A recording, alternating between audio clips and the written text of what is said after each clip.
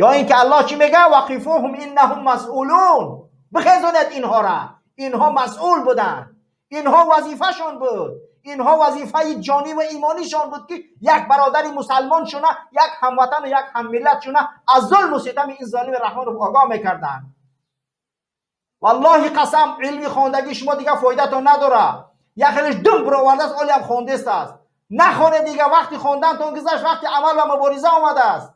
برای کی را میخونه شما دیگه؟ عمل کردن در کارهای عمل. اصحاب پیامبر یک آیت درس میگرفت عمل میکرد به اون آیت. ای شما وقتی که رفتی خب حافظ قرآن شدی که وقتی آمدی تمام مردم بردن تجاوز کرد کشت، اون حفظ قرآنی تو برای کی در کاره؟ برای خودت.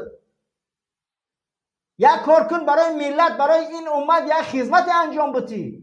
من میبینم باور که با بعضیش اولی هم در خواب سکوت اوتما میکشه رحمون، والله ما بکشه اوتتا اوچا میکشه ما بکشه اوچتا. چی اوچای تا؟ اوچای دیگه آدم فرق داره، یا پدری تا پدری من فرق داره.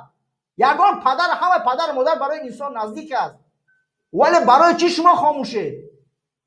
کسی از شما نمیگه که یگان ببره بازید رحمانوف صحبت کنه، ولی کارهای میتونه انجام داده در هر بخشی که قرار داره.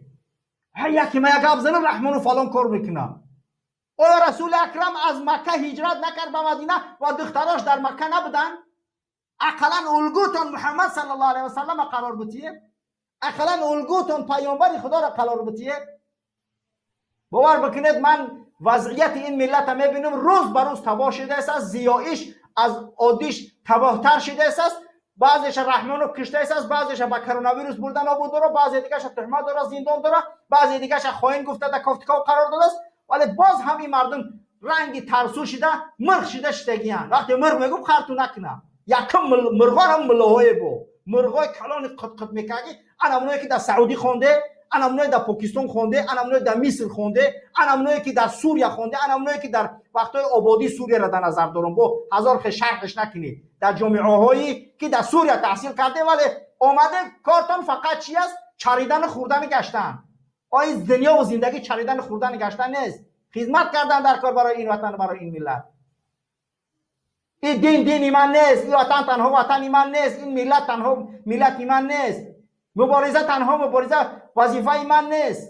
هر یک قدم ما و شما باید که در این راه قدم بگذاریم و قدم گذاشتن ما از ایمانداری ما دلالت میکنه. امیدوارم که ملاها میفهمند و به قدری مصیبتی که بالای این ملت آورده است خوب میفهمند و ان شاء الله که این درسی خوبه برای هر یک باشد. فذکر فان الذکر تنفع المؤمنین. باید آوردن در کارای و باید آوردنش همین است که باید که ما تذکیر کنیم، باید بیاریم برای هر یک شخصی فهمیده تا اینکه بداند ای او چما میکشن ما هم بکشه شهید نشه، اگه پرابلم نیست شفاعتت میکنه خونه سوخته. ای قشنگ بفهم ما هم بکشش رحمانو ما را تا بکشش کنه میکنه 70 80 راست نمره شهید میشه و تمام تو شفاعتت میکنه خونه سوخته. اقلا همین اجر نمیگیری تو. بله